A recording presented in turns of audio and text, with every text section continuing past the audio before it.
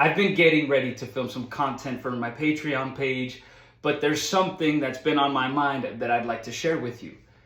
For the longest time, I considered myself a failure, and I'll explain why.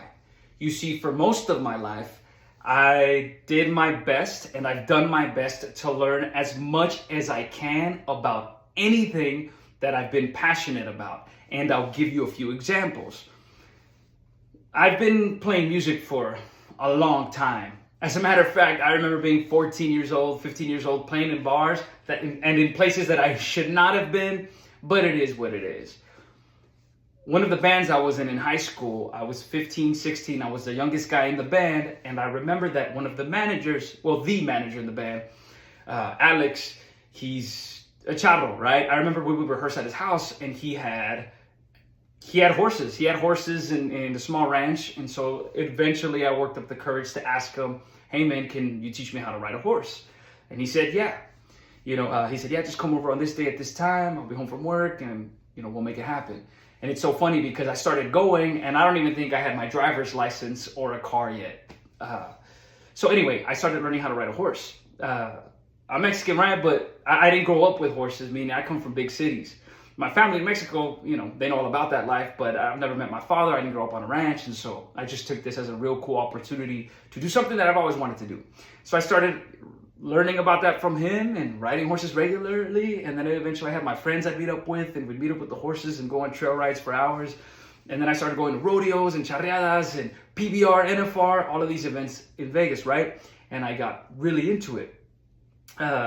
Eventually, when I hit college, I remember I met Kenny, a buddy of mine, and he had a few amateur boxing fights under his belt. And now I had boxed a little bit when I was 13, 14 years old. My uncle was a boxing coach.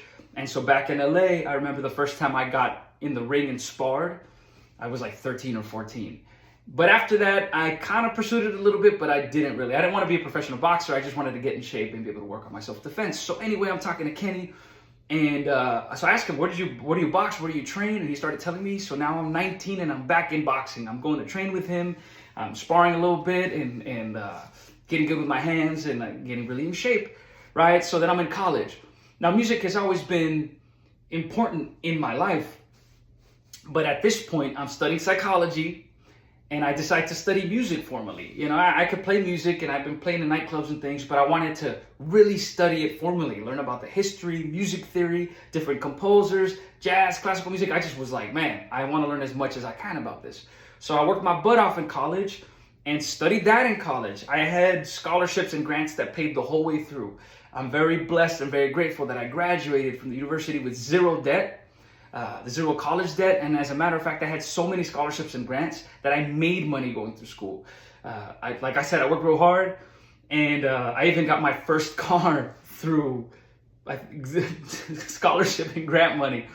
So anyway, I'm in college, right? And then I meet my buddy Chad, right? And then we go out to lunch one time, and then he's talking about how he goes to a mixed martial arts gym. And I was like, well, what does that mean? Because Vegas, right?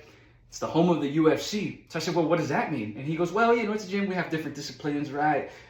Boxing as well as Muay Thai kickboxing and Krav Maga, Brazilian Jiu-Jitsu. And I was like, whoa, what's that? He said, you should come. So then I start going there and I catch the bug. I start training there several days a week, learning as much as I can. And eventually we start sparring, right? And I remember specifically they had, and I'm sure they still do, a Saturday morning fight class. So while most people are recovering from hangover Saturday mornings from partying Friday night, 10:30 a.m., 11 a.m., we're fighting, we're sparring. And I would leave the gym with a busted lip or like blood in my nose or a swollen eye or a sprained ankle or something.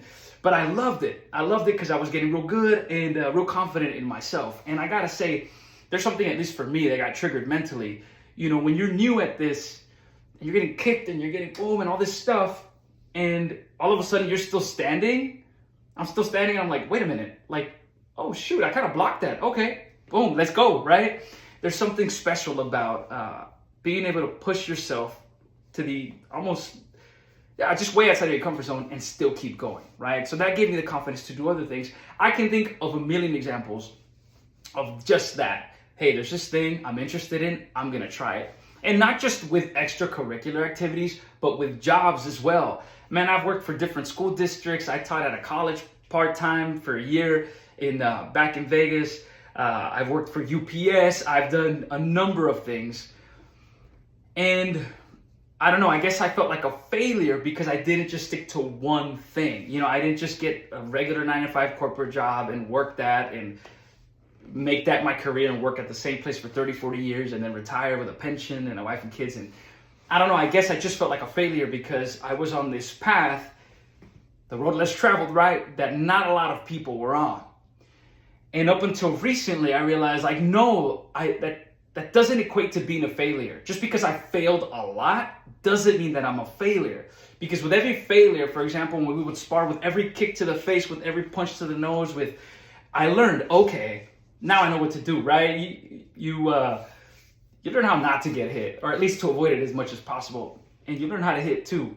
So anyway, I guess this is just to say that if there's anybody else that's in the same boat, if you tried a bunch of stuff that didn't work out or it did and you feel like a failure because you're not taking the same road that everybody else is, nah. Right now, to be even more honest, I'm bouncing back from a lot of setbacks. Some of those setbacks had nothing to do with me, meaning it was a decision made by someone else that affected a bunch of people. And some of those things that I'm recovering from were things off of my own decisions. I messed up. I did the best with the information that I had. I did the best what I could with what I had, and it just didn't work out. But part of me bouncing back is the confidence to know that, hey, I failed at a lot of stuff and I figured that out. Oh, I can bounce back from this 100%. It might take some time. It might take a lot of elbow grease and a lot of effort, but I can bounce right back and it's going to be just fine and I'll be a better man for it. And so, yeah, don't be afraid to try new things. Don't be afraid to put yourself out there. And so now I'm going to get to filming this content. I got my instruments here and here we go.